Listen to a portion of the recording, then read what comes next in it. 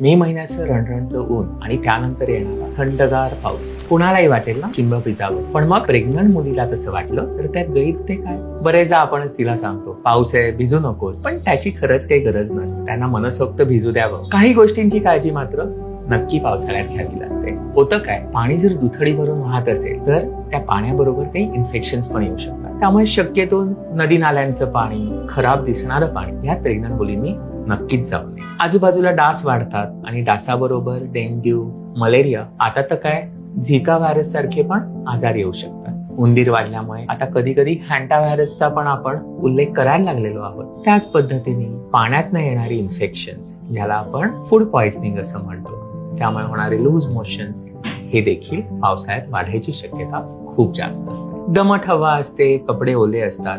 तसेच ओले कपडे, एस्पेशली जर अंतर्वस्त्र घातल्या गेली तर फंगल इन्फेक्शन्स, वजायनल इन्फेक्शन्स होऊ शकतात. आणि हे सगळं टाळण्याकरता स्वच्छता, स्वतःची निगा राखणं, परिसराची निगा राखणं, याबरोबरच एक्सरसाइज, हेल्दी डाएट, आपली इम्युनिटी वाढवणं हे खूप आवश्यक आहे. या सगळ्याची काळजी घेऊया, पावसात चिंब भिजूया. Happy pregnancy, happy birthday.